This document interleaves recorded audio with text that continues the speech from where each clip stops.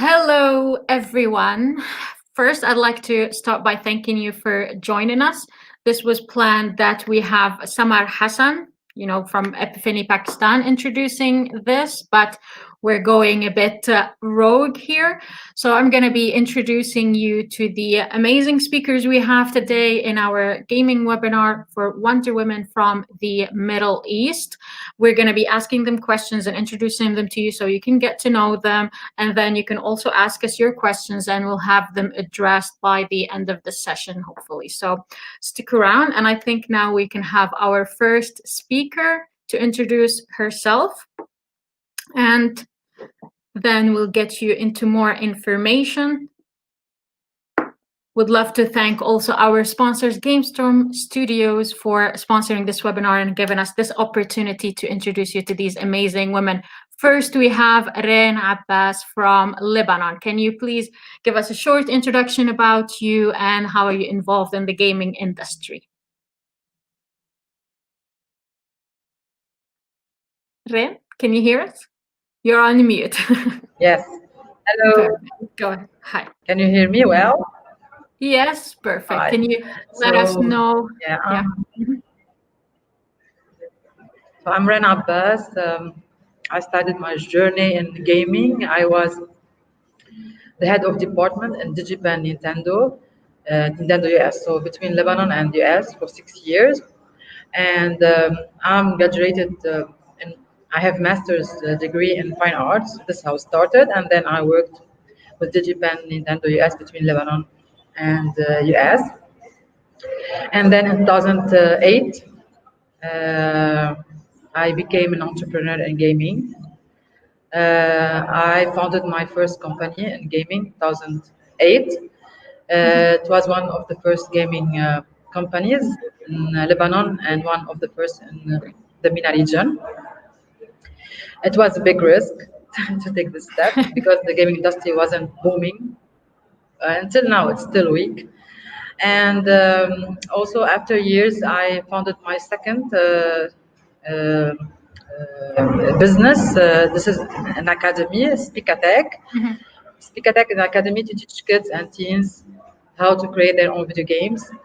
So I created this academy as a way to shift our kids from digital consumers to producers, and also to create indie gamers, indie developers, and a way to boost the gaming industry through our youth and our next generation. And also, I'm a gamer, and also I'm a mother. I'm a single mom for 3 kids, small kids, and also I'm university teacher. A lot of teacher. Accomplishments, yeah. I teach in 4 universities, and the most important, I'm activist in Lebanon. So after this talk, I have few steps near me. We have a protest to do. So I'm going to protest after this. Perfect. Let's see who else we have online. For the next speaker, Rafif Kalantan from Saudi Arabia. Can you please introduce yourself shortly to our attendees? Yes, hello. My name is Rafif Kalantan. I'm a computer science graduate, and I currently work in a company called Backyard Experiential. What we do is we provide experiences. So we do technological solutions for a plethora of things. So we work with projection mapping, we work with virtual reality, augmented reality, multi-touch displays. And what I do is I help with the development for the VR and AR and interactive displays using game engines such as Unity and Unreal and any other technology-related solutions, basically. And I'm also a game developer during my spare time, and also definitely a gamer. Sorry, it's like my doorbell, but let's go on. We have our next speaker as well, Sumaya. Hello, everyone. Hello, Sumaya, please introduce yourself. Nice. I hope you are all doing great and staying safe. Let me introduce myself. I am Sumaya Khalid from GameStorm Studios, Pakistan. It's been more than 4 years I have been in this industry and working as a mobile game mediator. I'm sorry. Eh, 1 second. आवाज बहुत disturb हो रही है double आ रही है Maybe we introduce the next Hello. speaker until Sumaya can also solve her issue. Do we have next?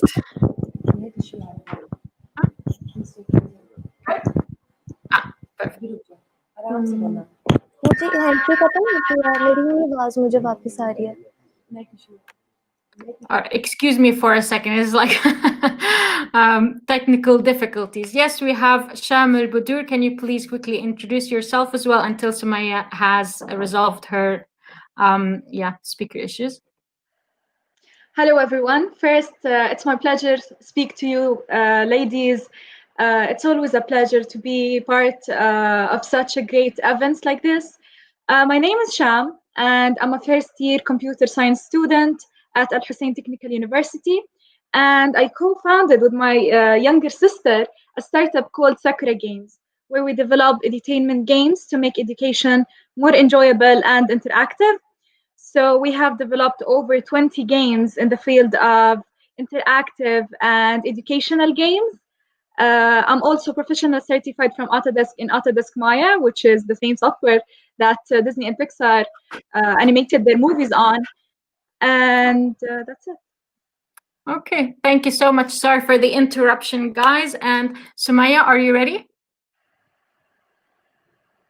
Can you hear us? Can you go ahead? You're on mute. I think it's like the most famous sentences in the COVID era. Can you see my screen? You're on mute. I can't hear you. Go ahead. Can you guys hear me now? Yes, perfect. Finally.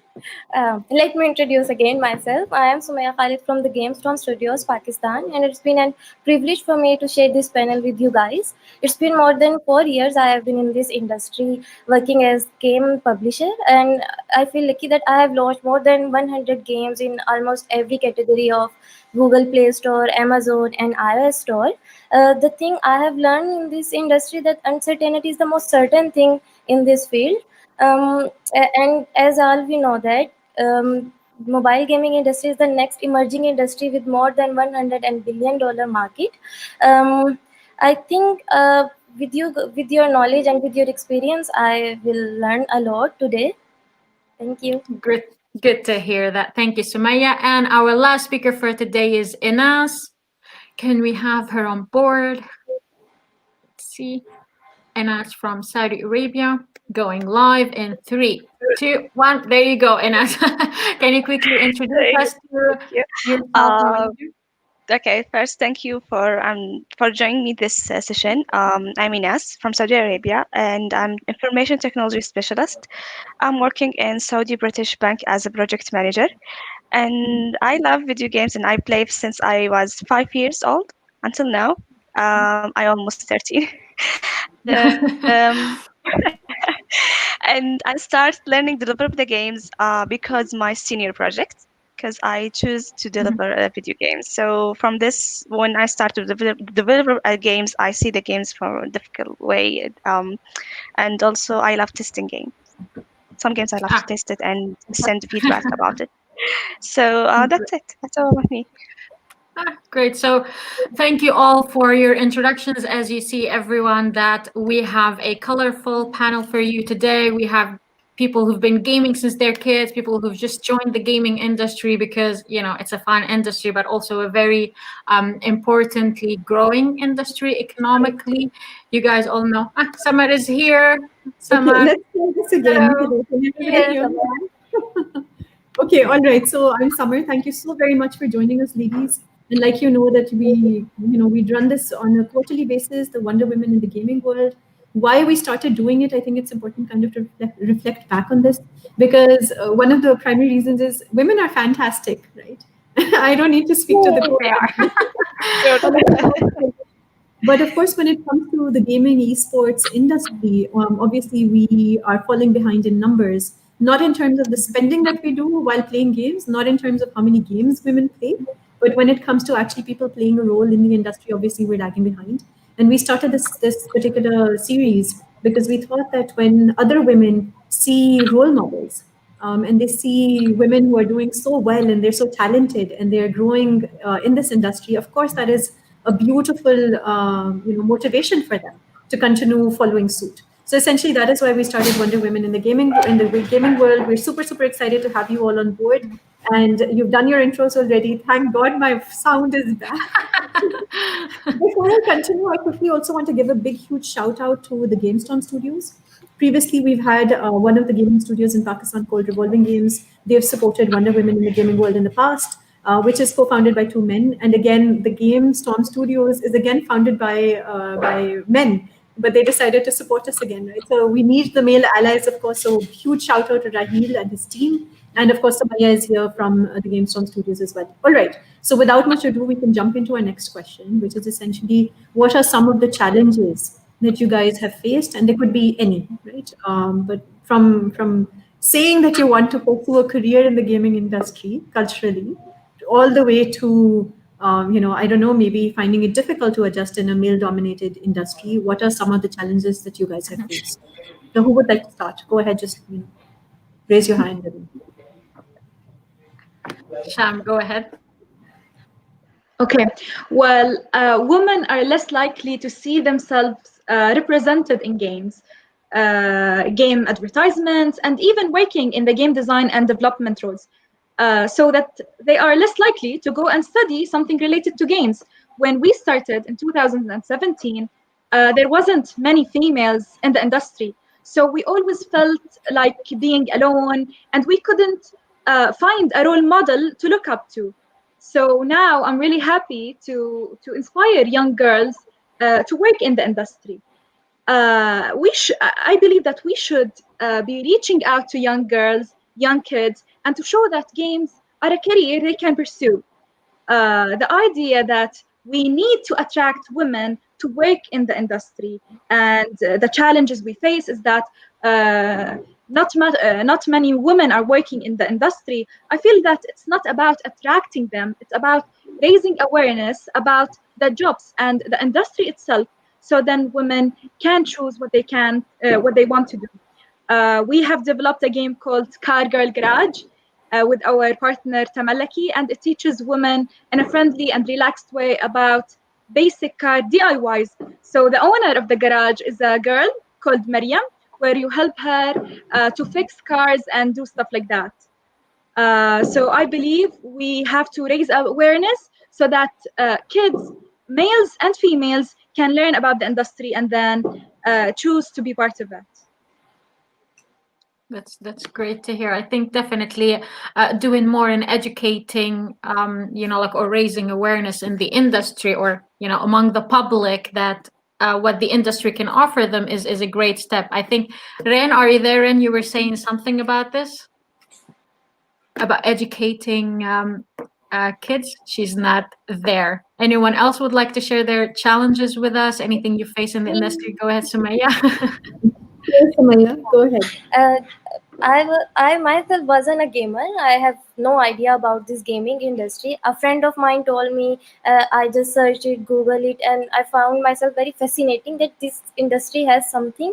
Then I made myself that I have to do something in this industry. The challenge that I faced in this industry is like I wasn't that much bold or have that confidence. I was some kind of imposter syndrome person. But I really thankful to Raheel Iqbal, the CEO of GameStorm Studio, has gave me that confidence and keep and believe me that I can do something, and I overcome my fears and build my confidence by gaining domain knowledge. And now I can say that if anyone can ask me any question about this domain, I can answer them, and no one can challenge me in my domain. Thank you. That's perfect. That's nice to hear. I mean, it's definitely nice to see people going into the industry, even if they don't really have much of a gaming background. I think that's giving rise. You see that trend with a lot of these indie games that even become popular when they're created by someone who's maybe never made any games before. So it's an industry that really has a lot of opportunities that can be taken. Anyone else has challenges they'd like to share, or? Yes, Yes, Rafif. Go ahead. Saudi market, yes. Yes, hi. So I think one of the main reasons, of course, I agree with everything that's been said so far, but I think one of the main reasons that we face here is that a lot of the time you don't actually find any companies that are specifically for game development. And if there are, like, I know of like 2 game companies or something like that.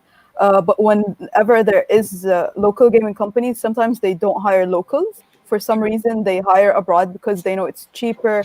So eventually, you don't actually see what the country produces itself. Another problem I think we, in general, in the MENA region face is that a lot of the time there's some stigma with games that are in Arabic. So sometimes people think, oh, the game is in Arabic, so that means it's probably not that good. It was made here. It's probably not that good. So eventually, even if you try like one game that's in Arabic and then you don't like it, you're like, okay, that's it. I'm not gonna try another one. So I think that's the 2 main problems. But I think that can so easily be solved by indie games. There's a lot of people who do indie development. And one of the main ways to also break into the industry, I don't know about other countries, but in Saudi Arabia, is to start developing games as edutainment games. These games have a lot of sponsors and a lot of investors, and that's the way to break into the game industry. Yeah, that's definitely a trend that I've been seeing, like gamification and, like in e-learning, especially now with all of this COVID and everyone is jumping online and trying to keep everyone, like especially kids, on the screen long enough. So gaming is playing an important part in that. I've seen that in research in the past couple of like 3-4 years. It's really skyrocketed. Samar, you have another question? Yeah. That you mentioned, Manal, because absolutely right. I think sometimes people forget and they think that games are just mobile games or video games and that's it. It's all about only entertainment and fun, which it is. Yeah. But at the same time, gamification of different industries, you can do so much, right? And you can do, I mean, we just recently pulled off our first ever developers game jam. And the next one that we want to do, I think we've been wanting to do a thematic game jam since forever, right? So find a social issue and have a themed game jam around it and see the sort of creativity that people will bring. So I think that's one of the best areas, that it's so inclusive. Anybody from any background can literally come in and join in. So I know that Inas is unmuted. And Inas, what would you like to add?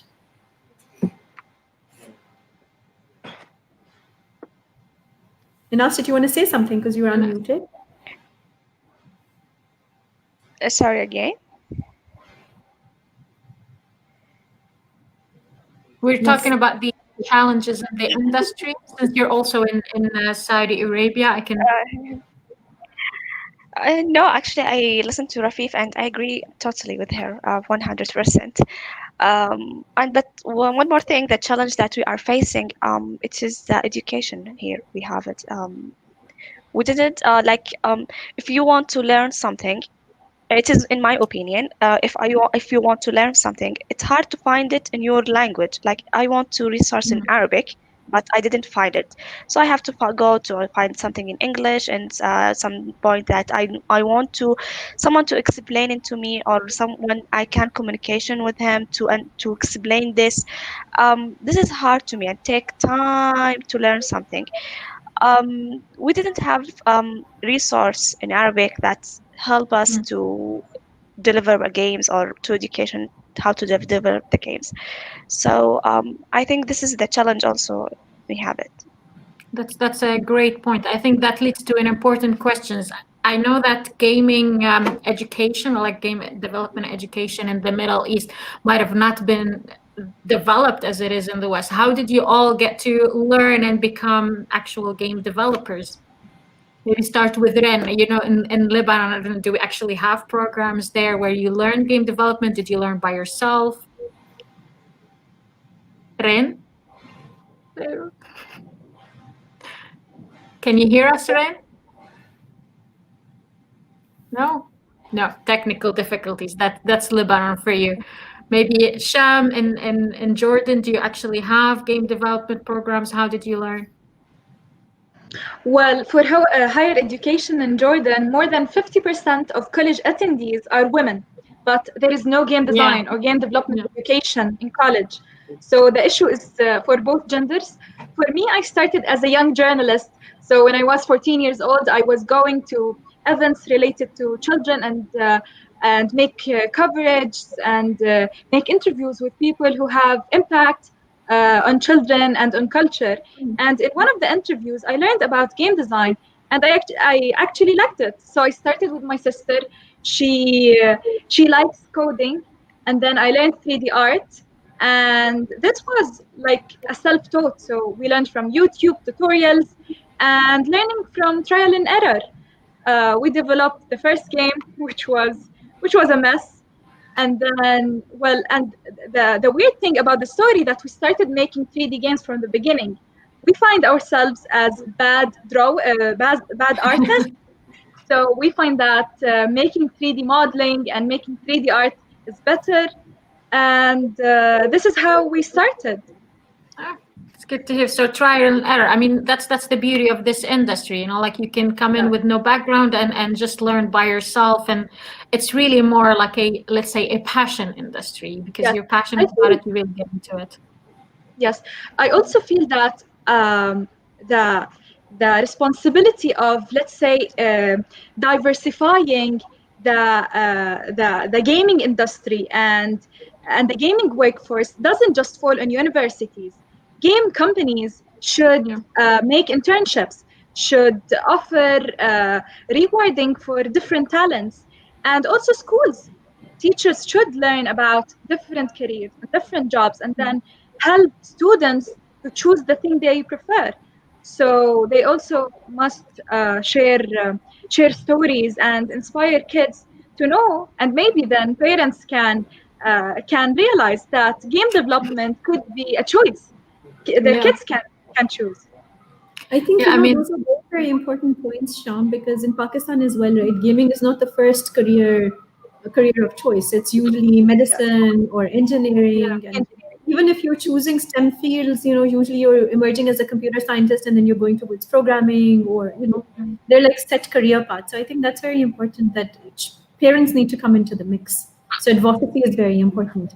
I'd like to ask, you know, as a follow-up to this question, and maybe, you know, answer the first question anyway, that how did you guys end up in the industry? But also if you can highlight if there were any clear role models or mentors or champions who helped you, you know, become deeper entrenched into the industry. In my country or originally? Yeah, sure. And us, yes, go for it. Okay. Yes, in my country, I have a lot of people that encourage me. But if one inspiring me, okay, now I forget his name. Really, I forget his name. He's the one who developed Shadow of Colossus and Echo games and The Last Guardian. Mm-hmm. So I love his games so much. So he's the one who's inspiring me. Anyone else been inspired by games, popular games, maybe indie games? You know, you played a game that was so good, you're like, okay, I'm gonna be a game developer.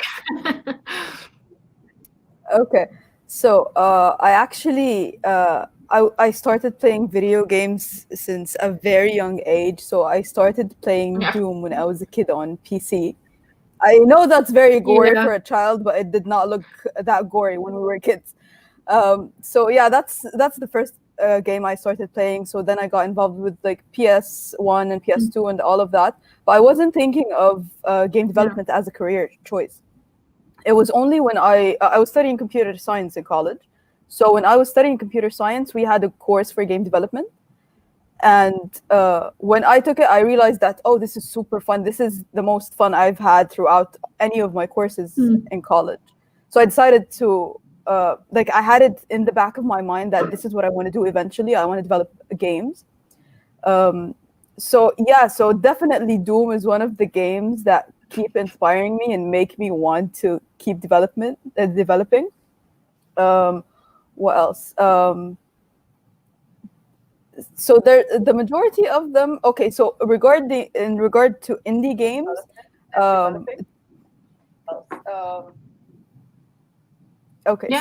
in regard to indie video games, the two that inspire me the most are probably Undertale and Minecraft, because Minecraft started with one developer, and so did Undertale.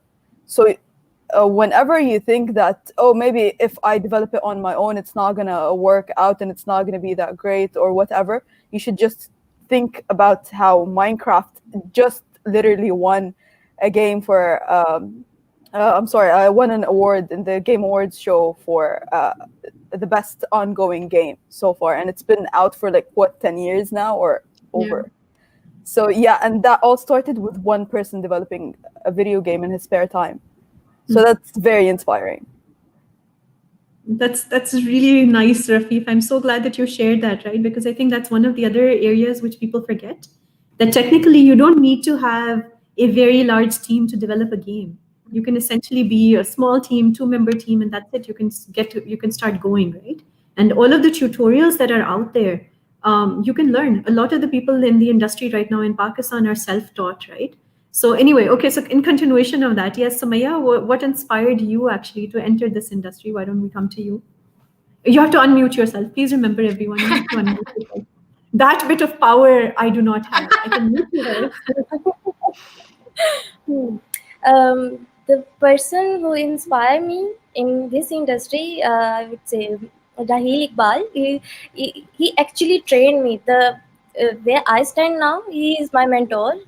He's the one who trained me, who taught me the tricks and strategies to be at the top in this industry. Before that, I was a nerd and I don't play video games, and I was a shy and imposter syndrome kind of person. But he's the one who pushed me, who believe in me and say me that you can do, if that I can do it, you can do that too.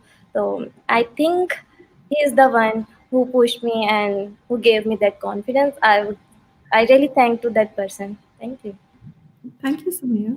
Okay, should we try I'd like to address a point here. I think it was mentioned by two of our presenters, that saying that, okay, I'm a nerd, I didn't play games. I think that's a stereotype we really need to change. You know, I was an A student since I was a child, but I started playing when I was very young with Atari. I love watching TV. I just don't think that it should be exclusive, that either I'm having fun with games or I'm studying. I think that's what could lead someone to a career in game development. When you start seeing that, okay, if I see a child playing games, I shouldn't dismiss that as, oh, it's entertaining. It's just entertainment. You should be studying.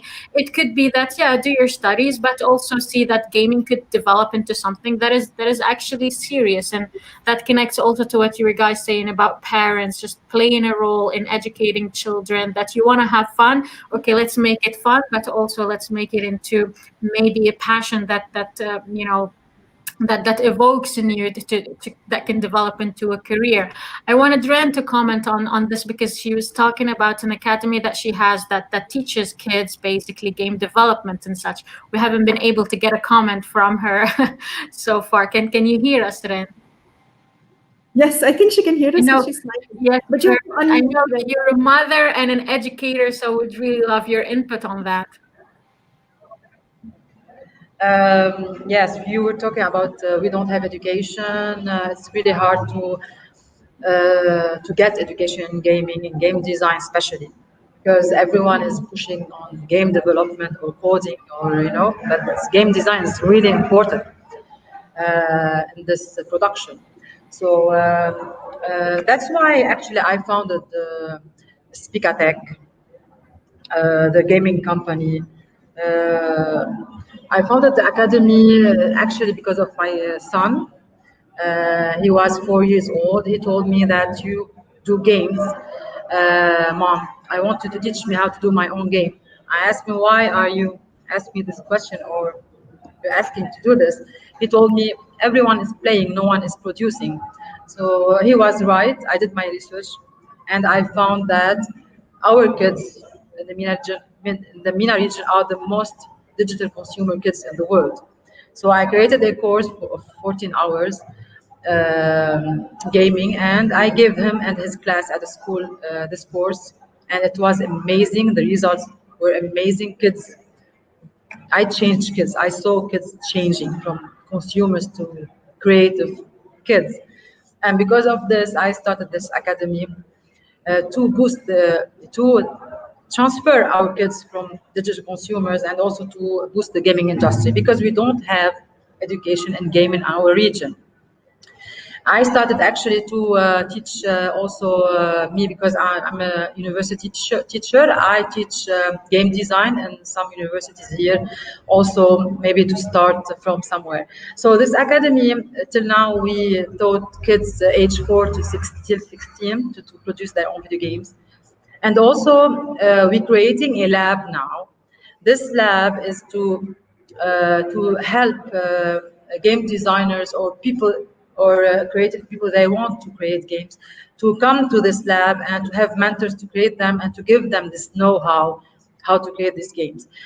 Me personally, I want to start to publish games, really decent games from the region, and to have success stories from the region. So in our academy, we publish these games online to empower these kids and these teens, and to boost them in the gaming industry. So yeah, I know we don't have education in gaming, especially in Arabic, because someone was talking about it's really difficult to learn this if you're not really good in English. And why we don't have this in Arabic? In our academy, we have our courses, and we have 15 courses in 6 different levels in 3 languages: French, English, and Arabic.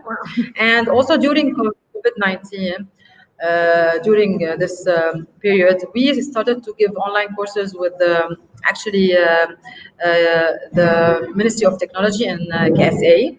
So we collaborate with them to give courses in Arabic. So we gave courses in Arabic and in English, game development using Unity. And for me, this is important to have to teach in many languages, but also it's really important also to learn some technical words. Because for me, if you are teaching them in Arabic, also they are learning these technical words in English. So so the language is really important. We are working in the region. There's a lot of game jams now, competitions online.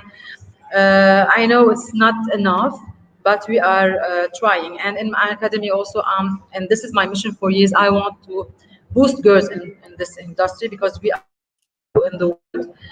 And this is a problem. The problem is global, not to have females or girls in this industry. Yeah. So everyone in the world trying to boost girls and females in the gaming industry. This is a global problem, but I want to boost our girls in our region in this industry. And with the years, because I'm in this industry since 2002 now, and I saw year after year we have more girls and in this industry. This is great, but we need more. We need more girls and more females. So the solution is to boost girls through education, through these workshops, also in families. Till now in my academy, I will give you an example. Mothers are enrolling their kids in the academy. So sometimes I open the courses for free for girls. And even with this, these mothers will not enroll their girls in the gaming courses, because for them, they are girls, they need to do dancing or, this stuff. So they are not smart enough. So we have to change education also, how we are raising our kids and our boys also, because media is still now playing a really bad role. media, schools, books, everyone is playing really a bad role in educating our girls or boosting our girls in technology and gaming and anything challenging. So it's a lot of work. It's a lot of work to, but I'm working on this. I'm trying to help. I'm trying to inspire, and I meet every time I go anywhere in the world. I meet really great females and girls like Sham. I met her in Jordan. So she's amazing. Her mom is helping her a lot. She's pushing her a lot. So this is an example how you have to. It will start with the mother. Mother should to start with that. So we have a lot of work to do. But education is really important, especially in our region. All the parents want their kids to finish school and go to university and to find a dream job. So we don't have in the developers. We don't have this education that you can do your game from your home, from your PC at home. No, all the parents want them to go to school and university, and we don't have this education university. That's why I'm trying through my academy, Speak Attack Academy, to change this. Now we're opening in Abu Dhabi, hopefully soon, and next in KSA and all over the MENA region, so we can boost and create. The only solution for us is to create indie developers because it's cheaper, it's a smaller team, and they can do great games. But like I said at the beginning, I know I talk too much. Game design is really important, not only Unity and development. Game design is really important. How to think, how to create the gameplay, the game mechanics. The graphics, the story. All the production should be important. Every part of every person in the team should be important and play a role.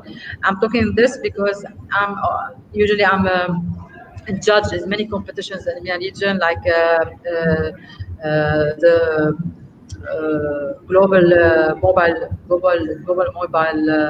competition. So I am a judge. I see a lot of games coming from the MENA region. They don't focus on the game design, only on on technology. That's why we have to change this education that everything is important in the game development, the game design, the story, the graphics development. How to mix all this, how to publish the game, how to market this game, and also how to compete, because every day we have thousands of games on the stores. How we will compete with the biggest stores in the world. So everything is important in the production and the publishing and the making. Yeah, and I want more girls in this production. Completely. I think there is so much synergy, Ren. I think we have to talk separately as well, and we figure out where the synergies lie, because we're also trying to do similar stuff. Because in Pakistan as well, it is very, very similar trajectory-wise. Universities are not really teaching game design, game development. They are not, one of the things that somebody mentioned, that it seems like, oh, this is a field which is only for certain people. So in a way, it's a barrier for other people to enter in, right? I am terrible at playing games, but I am so passionate about letting other people create amazing games, right? So it doesn't matter what you've studied. I studied international relations. Tell me how much time, I spent practicing international relations. Hardly. Ever since I joined professional life, you don't really do what you study a lot of times. So I think that's something which it's very interesting, and everybody needs to kind of like talk about that. Another quick point that I wanted to mention, because my daughter is now 10.5 years old as well, right? And sometimes when we're talking about bringing more parents and helping them understand, etc., look, parents want to spend time with their children. So now if the children are playing Roblox or they're playing something else, I don't know, Among Us or something, right? Play with them. That's the best way. So you find common ground, right? She keeps laughing because I'm horrible. I can't even jump out the simple orb games. I'm just like falling apart. I change different directions. I have to go right. I'm like, oh, didn't I have to go this way? So it's like, it's a learning curve, right? And the control, the power is with the child. So it's very interesting. The dynamics change. She's teaching me stuff. So I think, just do that and slowly and gradually just learn to appreciate what your children love. And at the end of the day, this is the future. If you're going to keep them away from, this whole industry, then, they're going to lag behind, far, far behind. So I just kind of want to say this from a parent's perspective. But anyway, okay, so moving on. Manal. I was just gonna say, like, I'm not a parent, but I see how gaming is a bonding experience. As I said, I've been playing games since I was a kid, and like as I was growing up, and I have a nephew, and we were living basically close to each other. He was like 5 years old, and we would sit and play games together. Even if he doesn't know, he just sits and watch me play. And then even my sisters who aren't interested in gaming would just sit and watch me play, you know, like for nights, because there is a story, because there is action, there is thriller. You know, it's really like a bonding experience, and for the player itself, it's like an adventure, basically. Depending on the game that you play. And I think there's a huge thing to say. I wanted to comment on some of what Ren said. The stereotyping of the gamer, you know, like everyone thinks is like gaming is for kids, or gaming is for boys or for men, and it's a male dominated industry. But really, statistics show that over the past, I don't know, 10 years, we've been having more and more females in gamers. Basically now it's like the split is almost 50-50, like 46% I think in the US are female gamers. And as Sham said also, that because it was a male dominated industry, men are doing the games, which is not bad. You know, there are some games out there that you know, like have female let's say lead characters. Don't know if anyone plays like Tomb Raider, now the latest Uncharted Lost Legacy, which is like I'm a huge fan of Uncharted. And then finally they have a chapter where it's like 2 female characters, no men to be seen, you're shooting them, so you know they're still there, they're just not the lead. So there are things being done in this industry, and of course it's up to our maybe our panelists as well. I would like to know, maybe that's leading to the next questions, like did you face, I don't know, gender stereotypical challenges in this industry, and what are you doing as a female game developer to basically overcome these challenges, to maybe spread awareness about these, you know, like make it okay for girls to be gamers and game developers? I would like to Samar. Yes, Yes, Yes, I Sham. want to say something about, it's not just about stereotyping gamers, it's about stereotyping women. The lack of supporting networks and mentorship programs are the main reasons why women are not working in the industry. And I always hate the concept that, well, women need support, women need empowerment. Society puts barriers for women and then break them and then claim that it unleashed their freedom. So good women in our society are being stereotyped to be the ones who know how to cook, who know how to look pretty, who know how to put makeup. So that's why even women are not represented well in politics even. So the stereotypes of women and what they should do, what they shouldn't, is a really major challenge in the industry.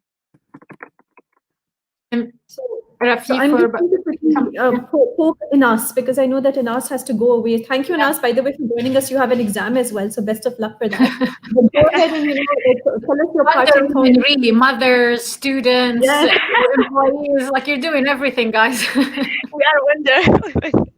Okay, thank you for this chance to chatting with you. I hope next time I will be free and maybe we chatting again. Thank you all, and good luck for all of you. Thank you. Bye. Having you. Bye-bye, Anas. Okay. All right. So let me ask you a fun question, right? What's your favorite game, girls? And maybe we start with Rafif. I don't think you want to start with me because I'll just keep going. Okay. We will give a long list. Okay, let's start. Okay, so I've already mentioned Doom. Even the new installations of Doom, like the Doom 2016 and Doom Eternal, are amazing. The game design in general is amazing. Everyone needs to play. It's a must-have. So that's definitely one. Tomb Raider as well. Like even the first couple of installations, the very old one for the PS1, those are amazing. As controversial as this might be, but yes, The Last of Us 2 is one of my favorite games. But like online multiplayer, it's mostly Apex Legends, and Fall Guys is very fun. I love Overwatch, but not just not right now. Like maybe when they release the new one, when the community chills a bit. But yeah, it's also let's move to Samaya. Samaya, you go next. I have 2 games, PUBG and Garden Escape, as you all familiar to these games. These are 2 different games. One is action and other is casual, and relaxing and some kind of soothing game. I like to interact socially. The PUBG gave you that experience that you can join your online with, you can play online with different players, socially interact with them, make a team and go for it. And then this garden escape is totally different from PUBG. It's aggressive and other is really soothing, and I really like these type of games. So yeah, these two are my favorite. Okay, awesome. Yes, Sham, what about you? Monument Valley is my favorite. It's great. It's perfect. The art, the story, the puzzles, the illusions. It's great.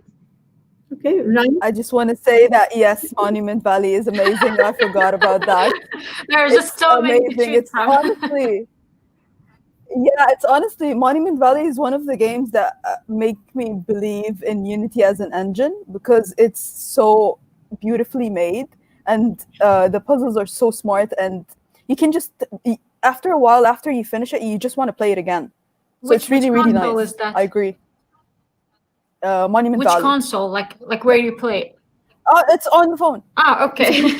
Not much of a mobile mobile gamer. game. I stick to my PlayStation most of the time for now. It's like, but talking about scenery and such, it's like Uncharted, like Tomb Raider. I think they have like very beautiful scenery. I think that's like why I prefer games like this. But my all-time is like Dead Space. It's like a horror movie being inside of it. Literally, I have had sleepless nights. Some nights like I need to turn it off because I know what's coming next. And so it's like these immersive games where that takes you out of your living room or your bedroom, where you're just going into this world. Especially now after COVID, I've gotten into a lot into gaming because I've gotten back to it more because you're just at home and you can't travel, you can't do anything. I'm like, okay, let's explore what's on Tomb Raider, what's on Uncharted. It's really like it, like, and I can see from your answers, basically there is something for everyone. If you like to play on your phone, if you want to sit and dedicate and have sleepless nights, if you want to have puzzles or adventures, there's definitely something for everyone. Ren, I think, is not here. Maybe not really Samar, sure. you said you play with your girl as well. Do you have a favorite game? Are you now more into gaming? I'm really bad at it, right? So I start and then I'm just like, oh my God, I can't even understand how to do the controls and I'm so terrible. Oh my God. So, so obviously people who are making games, they have to keep a fine balance between how frustrating it is and how difficult it is, right? Sometimes then you're going to give up. But I would say that, as a kid, my favorite game was Pooyan. So nobody knows what Pooyan is. Challenge all of you, please go online and search for Pooyan, okay? Pooyan. And I don't even know why nobody knows this game, but anyway, go check it out. Now, in recent times, however, okay, and I'm actually going to really, right now I'm just doing, what do you call it? What is that thing called? I'm bragging, okay? And I'm bragging on behalf of this team that came together in the game jam. And I love their game. It's called Lulu's Adventure. I'm just going to put it in there, right? It's a balloon game. It's cute. The theme that we'd given was fun and colorful. It's cute. It's got these little, spikes coming on the way, and it's just a balloon which you have to navigate, right? And it's like you do have certain things like a shield, which gives you power. So the next time you crash into something, you won't die. I mean, the balloon doesn't pop, and the balloon pops, and you can keep going. And the color changes of the sky. It's like a sky, right? Because obviously so go ahead and check that game out. I think it's absolutely phenomenal. I loved that. It was the easiest, I think, to play as well. Another one which was really difficult, but again, really you have to try, which is Duo. It's called The Duo. And the girl, it's a boy, it's a sister and a brother combination. Siblings came together, and the girl, she's also the youngest person who participated in the game jam, right? So I'm doing shameless marketing on their behalf. There are all the others who came first and second. They're gorgeous games as well, but obviously everybody has their own personal favorites. But it's what we're here for, promoting, basically. Absolutely. And look, indie games, first-time game developers, I think that's like, usually they came in teams and stuff, but really I think that's something to be said. The other piece I think I do want to mention, look, don't give up. Right. So if you start off, you're seeing people over here who are super young and slightly older people. I'm looking at myself now, which, it's like we just keep going. We don't give up. Right. And it's okay. You will learn. You'll make bad games. You will get bad customer feedback. And then you'll realize, okay, this is now what I need to think. And think back what makes a good game for you. So I think, Rafif, you mentioned, right, that it's very addictive and there's a game that you want to play again and again. So what is that reason? Why are you playing a certain game again and again? What makes it addictive? What's the core game loop? So start thinking. Yes, definitely. Ren mentioned something very important again, the storyline, storytelling, the characters that you've sketched, because you have to make people fall in love with the characters, right? And usually when you find action adventure games or the ones with the story, those are the ones that people want to come back again and see, oh yeah, there's a sequel now of this game. I mean, I don't know, the next version 2.0 has come. It's like a sequel in a movie. So anyway, all right. Sorry, go ahead, Manal. I know that we have to ask, a couple of final questions. Ren still also haven't said her favorite game. Ren, can you hear us? You want to tell us about your favorite game to play? Or at least since you've started playing? No? Ren can't hear us. But yeah, I mean, again, I think that's the next best we can do. Yeah. I mean, it's like there are a lot of games to choose from, and sometimes it's you can go something magnificent with like great story, great design, and sometimes it can be like so simple but like so addictive. I mean, for some time I was like addicted to something like Bejeweled. I don't even know what it is, but I just wanted to take my mind off of stuff, like and like I'm embarrassed to even admit it, but I would have to play it every time before going to sleep just to have my mind shut down a little bit. So really sometimes you just have to go out and try, and you can develop something that just becomes like a hit. So I don't know. I don't know how long do we still have in this webinar? Yeah. Anyone else have shameful gaming secrets they want to share with us? No. By the way, part of the generation there, the younger generation also is over here. Have you guys ever played Mario Brothers? I'm hoping the answer is yes to that. Of course. It's a classic. Okay. Yeah. It's a classic, thank God. Can you believe anybody can die in Mario Brothers and be really crazy at Mario Brothers as well? Yeah, my sister was always Mario. I was Luigi. I would run and then I would forget to jump, right? Just keep running. Okay, so look, as a final question, I want to ask you guys something. Okay, so I want you guys to brag. All right, so shameless bragging. Tell us about your accomplishments that you're super, super proud of. And yeah, just tell us. I want everybody to realize how gaming is not a barrier for women. So who wants to start? Manal, are you unmuted? Do you want to go first? I'm a gamer, not a game developer. Sorry. No, I spoke too soon. Maybe Rafif can start. Brag about stuff. The question is, what is one accomplishment or more than one accomplishment that you're really proud of that you want to share with us? Well, one of the greatest feedbacks we got regarding our achievement. Yes. Okay, so now we have two answers coming through. Like Ren in Lebanon, excuse her. We always have like a choppy internet there. So it's like it's an achievement just for her to be here, by the way. I know from experience. So I should really be grateful. Yeah. So doing games from Lebanon, it's a big achievement. So without electricity, water, slowest internet in the world, no infrastructure at all. I live in war zone. We have always war and explosions. Like in August, we had one of the biggest explosions in the world. So I almost died. So the office was destroyed on my head. I don't know how I'm still alive. And this is a great achievement. So to live in Lebanon, to survive every day, it's a big achievement. But also, I'm really proud to have really. I'm lucky to have to be honored worldwide and to win a lot of international awards, like one of the 5 most powerful. To be featured in a lot of lists from all over the world. At the beginning, I was so sad to always have me, the only female from the MENA region. So with time, I saw many names from the region. I'm so proud of this. Also, next week, I will be selected to one of the 100 person as game changers in the gaming industry by business. I'll tell you which one.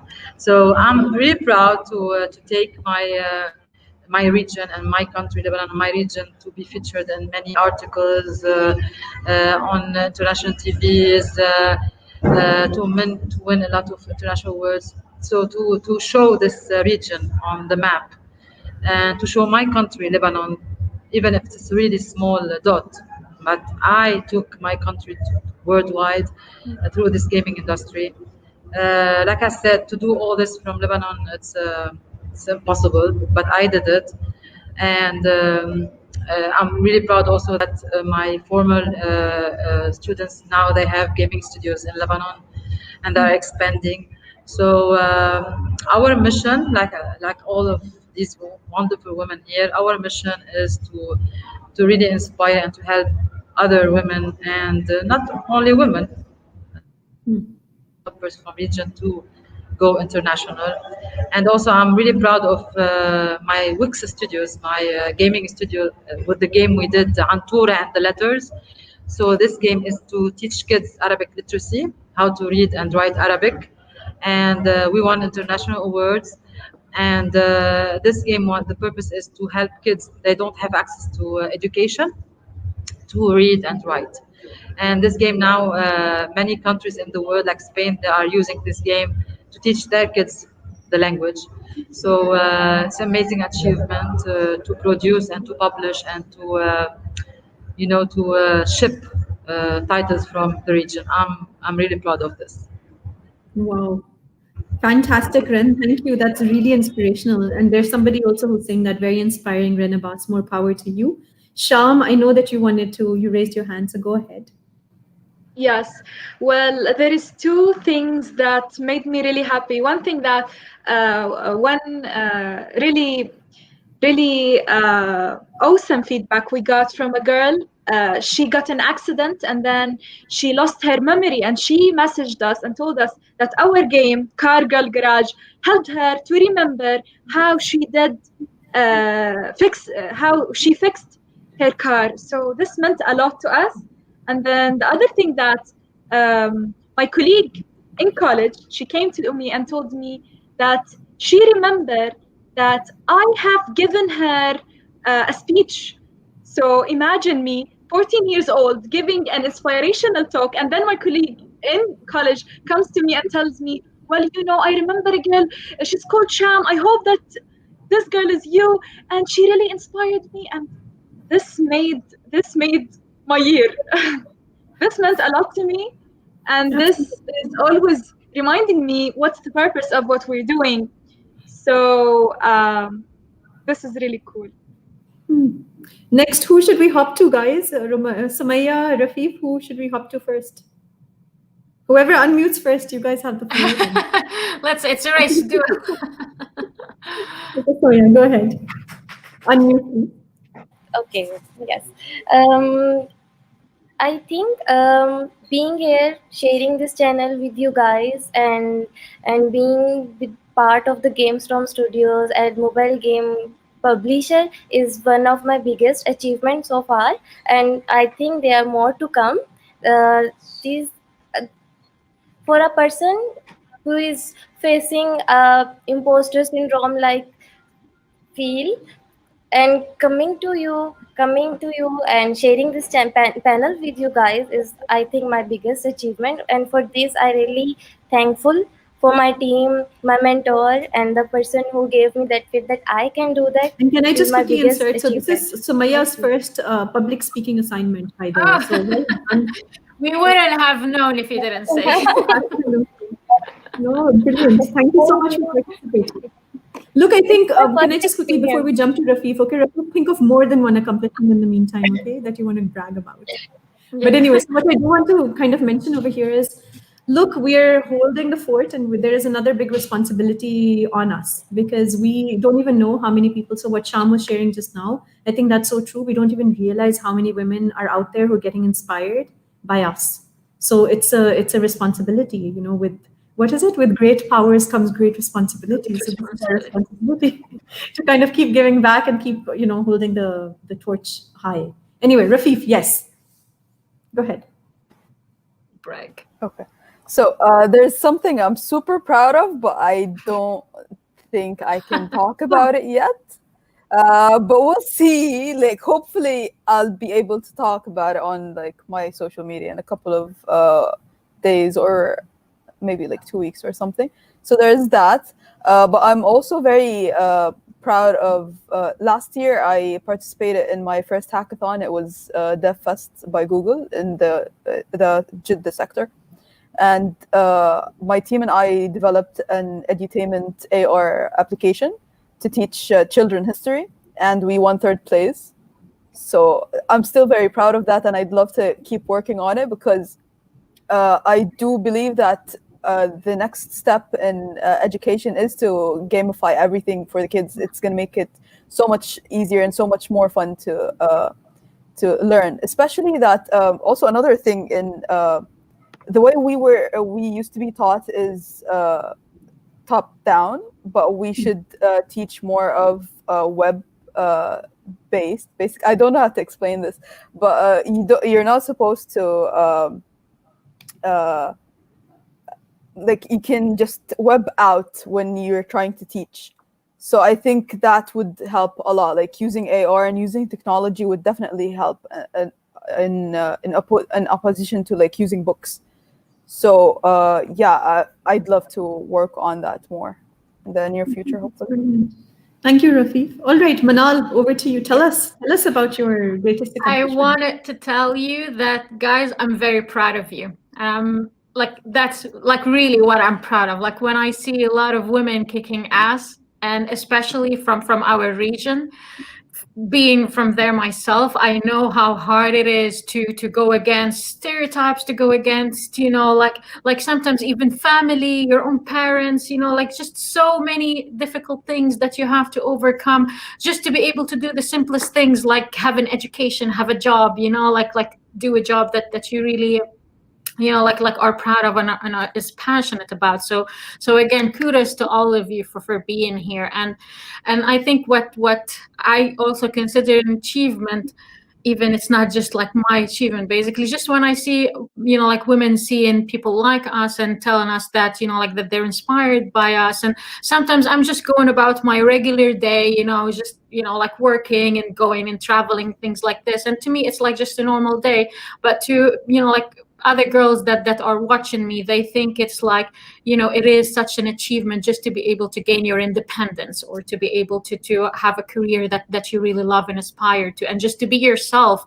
That's an accomplishment even in our region sometimes. So when I have like some women coming up to me or like sending me messages about how they inspired by me, sometimes I feel like I want to cry. Like, you know, that whatever accomplishments that I've achieved, I feel like it's not just myself, you know, it's like for everyone to share and to feel that it is possible, that you know, like what we're after, if you have enough drive, if you have enough passion, determination, you know, like if you want to, if you're willing to learn by yourself and put time into it, then really things aren't that bad. I mean, look at Ren, she made it, and we're like in a hot war zone, you know, with everything that she mentioned, and she still made it. And again, like I was born and raised in Saudi Arabia. I'm Lebanese, and you know, people have the, let's say, such misconceptions about these two areas. And now I'm living in Germany, if you guys don't know. So it's like to a lot of, let's say, Westerners, that's it's typical. But to us, we know that, you know, it's a journey to be proud of. We know that, you know, like how much we, you know, like had to fight, even if subtly, to get what we want. So I really want to thank you all for doing the fight, even if it's just going to your work, you know, just doing your daily things. It can, you don't know who can it inspire, you know, what can it lead to, you know, just as Sham said, she just gave someone a speech when she was 14 years old. They ended up having an amazing career. So every word we put up out there, every energy we put up out there can really lead to a generation of you know, like inspired women. Sorry for the monologue, but I'm very passionate about this topic. Look, I think there was a moment right now today in this conversation, right, when I got goosebumps, right? And that was when Sham was telling her story, and she said that, look, there was somebody who came to her and they said that, you know, her game helped her recover her memory. And I literally got goosebumps, because I think that is something which is super, super fascinating. You don't even think about the impact that you're having. I think again and again, right? That's one of the things. Yeah. And the other piece is, look, we're not trying to say, oh my God, there's so many obstacles and oh my God, there's so many challenges. By and large, this whole session is about the positivity, about the optimism, about the fact that all of us are taking actions to keep progressing. I think that is the new face, right? So we've got people from Saudi Arabia, from Lebanon, from Jordan, from Pakistan. So these are countries which are also, commonly not really associated with the most positive things, like you're saying, right? I mean, I'm from Pakistan. When they say non-racial profiling, guess whose bags get searched, okay, when we travel international? Ha ha ha, very, very non-racial. So I think that this is the soft image which is required by each one of our countries, right? And the entire Middle East, actually, and the larger Middle East, etc. So I think hats off to all of you for doing what you're doing. Please keep doing what you're doing. Rafif, I'm expecting that you will tag us, you will let us know about your accomplishments. Anytime you guys want to brag, the way I highlighted these games that these guys have produced, similarly, I'm very happy to continue doing shout outs. I think it's fantastic to have all of these women, being the torchbearers that you are. So thank you very, very much for contributing. If there are any lessons, anything else that you want to share, I know that we're over time, so just go ahead and type in the comment section and other people will read, but it's been fantastic having you. Thank you, Sham, for joining us. Thank you, Ren, Sumaya, Rafif, Manal, obviously. Thank you very much for co-hosting again. And last but not least, she had to leave early, but Enas was also with us. All right. Okay. Bye, everyone. Really enjoyed the conversation. Thank you so much. Bye-bye. It was a pleasure. Thank you. Bye. Bye, everyone. Bye. Thank you. Thank you. Yes.